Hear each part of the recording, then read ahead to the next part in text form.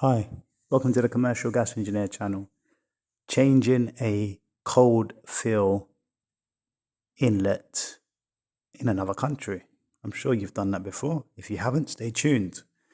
I'm going to just try and give you an update of what I've been doing home and abroad. Well, mainly abroad. And here is a cold water bottom entry inlet valve that I am changing. The reason I'm changing it is because you can see they look cross-threaded, like it was installed and put on at an angle. And so I'm going to replace it because it was leaking. But you're going to find that this isn't the only thing leaking. I'm not going to reveal too much. So water's isolated. This is the tools I have at my disposal. There's a few other little bits I've got, but these are the main bits I'm using. This is the part I'm changing. And I'm not that familiar with this particular part, but I guess they all work the same. So cold inlet valve. You got the side entry ones as well. You know, the Torbeck and the Fluid Master, but this one I've not seen before, but probably going to have a look at the instructions in a moment. So there's all sorts of different numbers on here. I couldn't tell you what they are. So the water is isolated, but there's still some water in there. So I'm going to have probably a little bit of a flood, but this is sort of like a sealed bathroom. So I'm not expecting to get any leaks below from the neighbors. Right, let's get to it. So I'm doing this cross-threaded plastic and I'm going to replace this plastic thread with a metal thread soon. Less likely for this to happen. Do you ever get any cross-threading? It's someone's worst nightmare. All I can recommend is that you take your time screwing the flexible fitting on or tap connector on when you're doing it. Bit of a tight angle here. So yeah, it's still quite tight. It's going to be some work getting this off. So I'm using the spanner as well, but I think the best thing might be to just use the grips on this. The spanner is good for not tearing up the connection, but I'm probably going to have to use the grips on this in the end to make it a bit quicker. I'm managing with my hand to get off a bit. There's a bit of water left in here. If I had a wet vac, I would have just hoovered it up so as to not flood out the bathroom too much. Don't like water being in a bathroom. It can be a bit messy. Makes the job look messy when there's water all over the place in a bathroom. But this is sort of like a wet room. There's no drain in here per se, which there ideally should be. You tend to have these wet rooms in Spain where there's a drain. So you can sort of like almost flood the bathroom, but it will just all run into a drain. But this particular bathroom doesn't have one, which is not your typical setup. All right, we've got this quite done, but I think it's almost near the cross-threaded part. So it's going to be a bit tricky getting the rest of it. I may need another hand to hold it inside the unit. So yep, I had to get my hand in there. Now I've put the other one on to just have a look at its setup, but I think it might be a little bit too low. It may be too low, so I'm going to have a look at the instructions as to how to raise it. I'm going to take it off and have a look. Let's have a look here. So as you can see there in the instructions, it can be raised up. I think you have to press a button, like sort of unlock it, and then it can be raised up. I think these instructions correspond to it working with a different type of dual flush button. Compared to the one that I have, I think it's slightly different. So there's a button I have to press. And then I can adjust the fill valve level. If you know any more about these, tell me, because this sort of fill valve is new to me, as I was saying. That button on the top, the one that says off and on, I don't know what it is, nor the numbers. I have no idea what those are. So, okay, so I pulled it out and I opened up here, press this up, and then it allowed me to adjust the height. And I'm going to lock it back into place. I'm hoping I'm doing everything right here. I'm going to have to test it, obviously. And it's got a little hose on it. I'm not sure if that hose is just meant to be free or if it's meant to go into anything. I'm assuming it's okay as it is. Remember, don't be shy. Leave some comments in the section below if you are more familiar with these valves than I am. I may look some up on YouTube in a moment once I finish doing the job. So we've locked him in place. It's got its little grommet or washer or gasket, whatever you want to call it there. I'm hoping that that doesn't leak. And then just got a back nut there and a plastic gasket underneath. I was hoping it to be like a rubber one in between. I was going to nick the rubber one from the other one, from the other fill valve, just to put it underneath. But I'm going to see if it works right. I'm going to use what the manufacturer give me. And then this here, this one is harder to cross thread. It's got a gasket in there, so that's good. I'm going to hand tight it first before I get the grips out. Okay, I'm going to tighten up and try and, I don't know if I'm going to be able to hold the inside because obviously I'm holding the camera. I'm using the spanner on here. I really don't want any leaks, so let's see how it goes. I don't want this to also take me too long. I don't really want it to take much more than 15 to 20 minutes because I've got other things to do. So I'm tightening this up and I'm going to test it. Let's see which one turns it on. Not that familiar with this valve either. Let's see. Is that letting it in? Is that filling up? Where is that water coming from? I've got some water coming from somewhere. It is filling up, but where is it? Is it running down here? Or is it... So the water's coming in. And it has sort of... Is it going to stop before the overflow? I think it's going to stop. Hopefully it stops by that line. Yeah. Okay, it's not going through the overflow. It's close to the overflow though. That's good. Got a nice strong flush there. I could lower it down a bit. But I have a leak. The leak isn't where I think it is. It's lower down on another connection. So I'm going to have to have a little look in here. Here we go.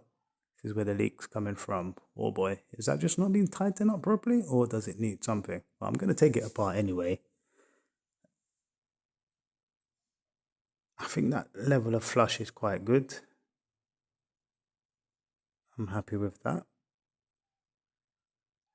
Okay, I need to turn this off. So I'm going to connect up the flush and then just get rid of some of the water in case. And just make sure the flush is working on this. Yep, the flush is working. Try and isolate this boy. Okay, let's see if what have I got here? Okay, I got my 2 grips. Let's see if I can repair this leak here.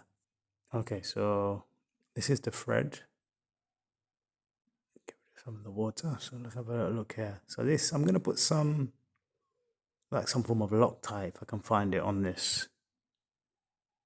This is a Spanish version. All right, well, let me see here. Okay. Yep, let's try this. It looks good. I could do some of this. It looks like Loctite. All right, so I've left the start bit of the thread. Put it on. Looks okay. Got rid of the excess thread. Gonna turn this back on. Am I turning on the right thing? Let me just double check. Okay, I'm not seeing any leaks. It does have a gasket inside, so maybe it just wanted tightening up a bit more. I'm checking with the tissue to make sure that it's not leaking. Seems okay to me. Okay. And on this side, it seems okay. I've been interrupted by 2 customers who want to use the toilet, so I'm probably going to have to just crack on and let it be. Yep. I've got 2 little customers who want to use the toilet. So I'm going to call it a day. May test this in a moment. I'm not seeing any issues. Okay, yep, 2 customers need to use the toilet. Okay, I tested it and it seems okay. Customers are happy as well with the outcome. They're able to use the toilet and flush it. One last check to make sure that it's not leaking. Always good to double check, never good to run away. I'm running my hand underneath it and checking, and it seems to be fine. I'm gonna show you a different job from here. This all looks kosher. I'll probably still check it tomorrow. I've dried up most of the water. I'll check tomorrow to make sure it's all cool. Okay, let's check out some public bathrooms. I love checking out public bathrooms when I'm abroad. So this is a disabled toilet. I love the disabled toilets because they tend to be bigger and cleaner. So this one has the time of the cleaners there. Some of them you don't always see the time that the cleaners last cleaned it and the date, but it's nice to see that here in this certain place. The toilet was a bit smaller than some of the other ones I've seen. Got the lights there. This disabled toilet didn't have an emergency pull cord, which is interesting. Some do, some don't. I found that the McDonald's seem to have it. And then here's the bottle trap. And then the typical isolation valve. This one's got one pipe going in, one flexible pipe. So maybe it's being blended already. The temperature's being blended in up there. So here we have it. I love that big tap. Okay, we've got some soap dispenser there. Same type of sink, big sink, medics, paper towels, same type of mirror leaning forward at an angle, like a 45-degree angle. So the same type of big tap there. And the 45-degree mirror, nice and big. And there's the lock on the door. Oh, and this is the bus coming back from the place. Isn't it quite interesting that some buses have USB ports and chargers? Some even have internet connections. Look at this, someone's got their device plugged in. We don't have that in the UK. And then look at this, we've got even a little TV screen with the time and the temperature. Wi-Fi on the bus. Not all buses have Wi-Fi, by the way, but many do. So that's quite cool. Okay, so here we are doing a column. So putting almost sort of like putting a jacket on a column in a building. A sort of different job. This isn't plumbing, obviously, but this is reinforcing a column. This is in a garage above a building, so sort of like a 3-story building. And then this is cutting the bits of metal for the column. So here we have it. So we've got our clamps in place. With these columns, you tend to have in a building, like a column every, I think, 5 to 6 meters or so. Sort of like a universal thing, isn't it? You want to have some reinforcement every 5 to 6 meters, some pillars within a building. So we're here welding away. Obviously, I'm looking away as I'm filming because I can't have exposure to those high UV rays or eyesight will get damaged. Let me know what you know about this technique of reinforcing columns in buildings. You may know more than I do. This is my first experience taking part in this. Our best inverter here. Okay, we're pressing on. So as you can see, we're putting about 10 of these on each side of the column. All right, so here we have it. Got each bit clamped in, and we're going to try and put about 10. We're going to reinforce it, just putting them in at the moment. There's a bit more work to be done after all this is finished. But whilst the welder's here, let's see what he can do. Besta is the name of the inverter. You see our clamps down there. Got sparks flying away.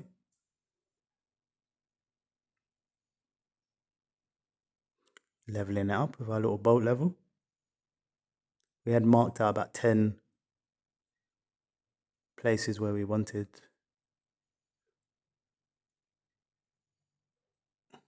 each section.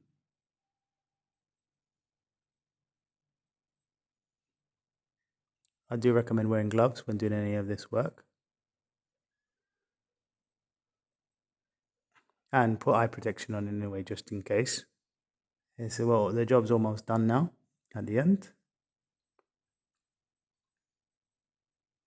Okay, so this is the finished article at the end. This is it when it's all done. Well, there's still a bit more left to do. I'm going to find out a bit more details. I think that there's some more, just finishing it up, finishing up the connections.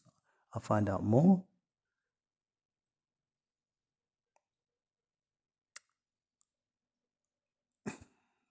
Yep. Here's a bit of a closer look of the welding.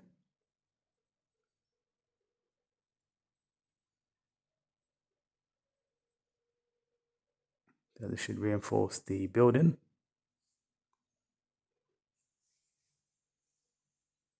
Sometimes these columns can collapse, so it's good to strengthen them. Thank you for joining me. I'm going to continue to try to enjoy the weather whilst I'm here and enjoy the plumbing and engineering that I see out here. Okay, until next time. Bye bye bye.